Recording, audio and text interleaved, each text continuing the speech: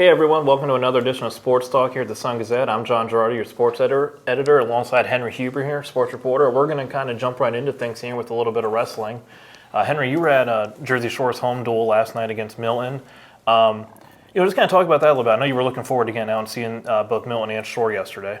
Yeah, I mean, Shore's still dealing with their fair share of injuries, but they did get Brock Weiss back over the weekend, and he did some Brock Weiss stuff against Milton. Had a fast first period pen.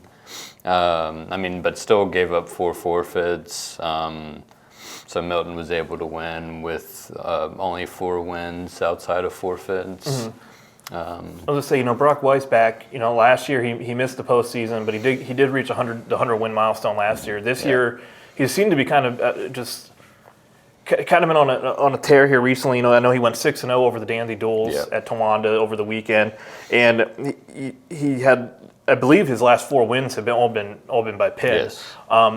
What kind of stuck out about him when you saw him against Milton? Obviously you mentioned he was kind of doing Brock Weiss stuff and kind of dominating how he does, but how nice is it for Shore too to just have him back? It's, 100% incredibly nice to have him back. Just not just to get that consistent 4, 5, 6 points, but also because his play or his movement can be inspiring. The younger guys can learn from it. Mm-hmm. When talking to Croc Herman last night, we talked about how he's constantly moving, chain wrestling.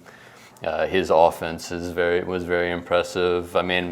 As I said, it was a quick match, so that's about all I witnessed. Mm-hmm. But I'm sure I'll learn more about him the longer the season progresses. Yeah, I know Jersey Shore was kind of their home duel there. They were through the first few bouts. It was tied. They had, I believe, a lead at one point there, and then Milton kind of pulled away late. Yes. What do you feel is the strength of Milton of their lineup? It actually, we according to Josh Anspach, we didn't fully get to see it. The top of their lineup, their heavy hitters, are their more impressive bunch. We didn't get to see Kel Bastian, who I'm trying to remember if he qualified for state last year. I don't believe. Maybe regional. I can't remember. I think they had. That's what we need the tab in front of. I want to say they had a few regional guys, but they have a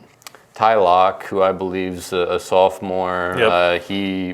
He had an impressive win over Mason Winter. They're both regional guys. So they had a few guys that showed out. Alex Hoffman probably had the performance of the night with the sub 1 minute pen. Yeah.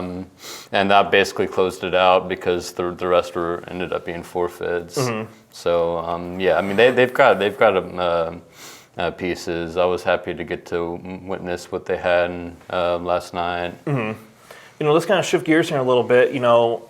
Earlier this week you got to go see Montgomery wrestle.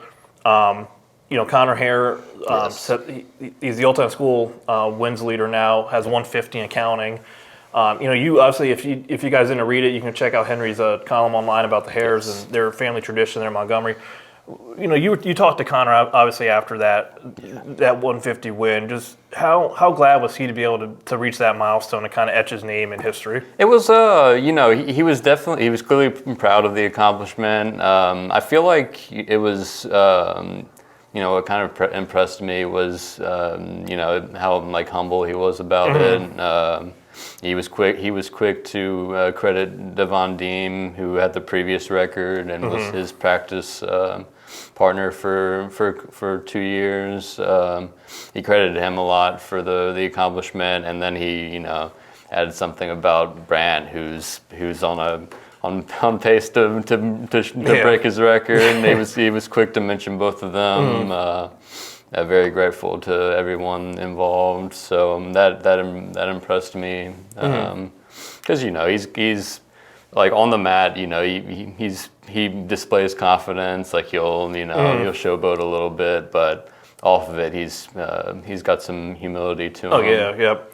Obviously Connor, like you said, you mentioned about Brandt's going to come up and shatter his records, and that's not really an exaggeration because Brandt's just, last year I have it written down here. 45-2. Yep, 45-2 last year. He has 59 wins and counting currently for his career. Let's just talk too about how, like I told you going in that duel, if you blink, you might miss this match. Yeah. Which so in his last 9 bouts, he has 8 pins, and here's how fast they were: 19 seconds, 22, 16, 13, 14, 15, 13, 16. Like he gets on the mat, and it's just boom, it's over. It's just ridiculous how fast and talented he is as a wrestler. It was so fast. I tried pulling my phone out to video it. I wasn't expecting him to be wrestling because on the sheet he was listed at 139, which was supposed to be a forfeit. But they moved him up. They actually moved him up too. I think he was at 133 and moved up to 145. Okay. And so like I hear his name get called, I pull out my phone and just like the match is over. The match was over by the time I started filming. Mm-hmm. But I was still watching. It was just like a one fast move, and he was there. Exactly. And I saw on Twitter, Denny Hare, their coach and dad, also put about how he just dropped the hammer that fast on those. Yeah. And it's ridiculous how fast he's able to just beat his opponents like that. Like I said, the longest match he's had in his last 8 matches, because he had one that was a major decision. So his last 8 that were pinned, the longest one lasted 22 seconds, which is just ridiculous to think for a kid to be able to wrestle that fast. He had one match that was decided by decision, and looking at the opponent he faced, I don't recall his name, but the only state qualifier that kid lost to was Brandt. So it's They're good. Yeah, I was gonna say they're gonna be Connor and Brandt will be fun to watch again once the postseason rolls around, because last year they both got the states. Connor obviously won gold, Brandt took silver. So I'm sure Brandt's going to be motivated to get back there and get a gold medal like his brother did. Montoursville, you saw them obviously a little bit here at the top King of the Mountain tournament recently. Matt Yonkin, their coach, recently just got his 100th win yesterday, I believe it was, as a coach. So that was a nice milestone for him. Yeah. Talk though about Montoursville, just what you kind of saw from them. Telly Babotas, Dave Kennedy. Not to be confused with our great videographer Dave Kennedy, Wenzel. They had a lot of guys there at King of the Mountain that were really wrestling well. Just what kind of stood out to you? They've got sneaky depth. I kind of struggle with that word, but other than the 4 state qualifiers they had from last year return, which is Telly, David Kennedy, Cole Yonkin, and Gage Wenzel. They've got some guys that are rising up. Landon Moorhart had a very impressive King of the Mountain run. Battled all the way through consolations to finish 5th. He's had a good start to the season at 285. Blaze Vogel had a big win early against Hughesville that really got the ball rolling for them, because they struggled out the gates a bit there, and of course they just have Telly, Gage, and David. They were all under the weather throughout the week, and still finished 2nd, 3rd, and 5th respectively. Yeah.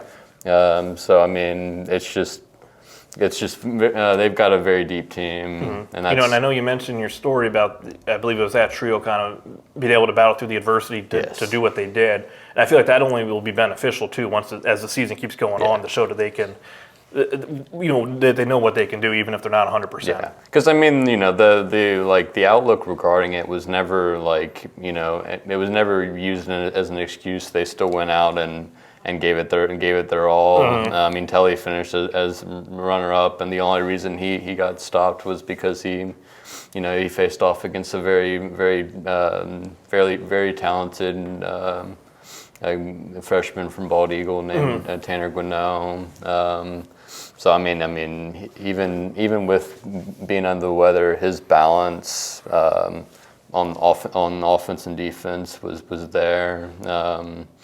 Consistently getting takedowns and avoiding takedowns on the other ends. Yeah. Obviously Saturday here, you're going to be covering Muncie at Williamsport in wrestling, and I feel like that has a possibility for some interesting and good matchups depending on who's wrestling at what weight and all that. Mm-hmm. No, I mean, I'm like both of those teams. They're sort of mysterious. They were both in attendance at King of the Mountain, and unfortunately, I didn't get to see too many of their performers. They're battling a lot of injuries right now, so I'm interested to see who they have manned for this dual match. I believe it's Port's first of the season first duel. Yep. Because they did Top Hat and King of the Mountain. Yeah. And, they were at Altoona yesterday. Yeah, and Muncie had one, but just a lot of guys were out for that. And so I'm hoping heading into January they'll end up with their full lineups, so we can see what they're capable of. Mm-hmm. In our last discussion point here, we were talking earlier in the office about Dalton Perry coming back. Yeah. In Central Mountain, obviously the success they had, they won the Top Hat tournament team title. They won the King of the Mountain team title. They're just, I think we knew they'd be good this year with who they had back, but they're showing early on that they're kind of the team to beat. Yeah, no, I mean it's, not just that they won both of those tournaments, but they won them by strong margins. You've got their senior class that's really impressive with obviously Sim Cox, Griffin Walliser, Giovanni Tarantella, and. I'm blanking on the other guy. It'll come to me, but they also have guys that are showing up that we weren't fully expecting, or it's Bryce Brungard he's had 2 7th place finishes at Top Hat and Central Mountain. The freshmen have been very, very impressive to start. Obviously, Aiden Coons finished as the runner-up at Top Hat and placed 4th at King of the Mountain. And then Gavin Heverly and Patrick Tarantella also round out that freshman class. It's just a very impressive team. Yeah, they have a lot, those younger guys coming up too is going to be. It's not like this is their 1 year to prove something. They got a lot there in the tank coming up to help with the next few years. So they're going to be fun to watch, not just this year, but within the next few years too. I will add, in regards to Dalton's return, I want you to take a guess of how fast his pin was for his first match back. I'm gonna go 20 seconds. 8 seconds. That's ridiculous. That's awesome. Yeah, no. Obviously, no rush then on him.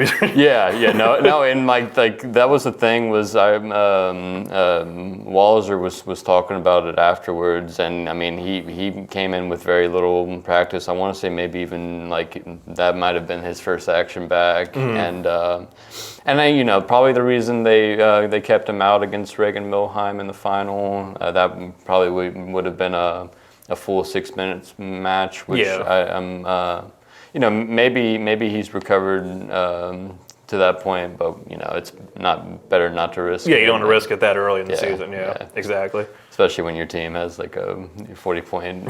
Exactly. Yeah. Well, that'll do it for us here on Sports Talk this week. It's great breaking down some wrestling, and I'm sure after the holidays we'll be back bringing some more wrestling for you guys. Yes, sir.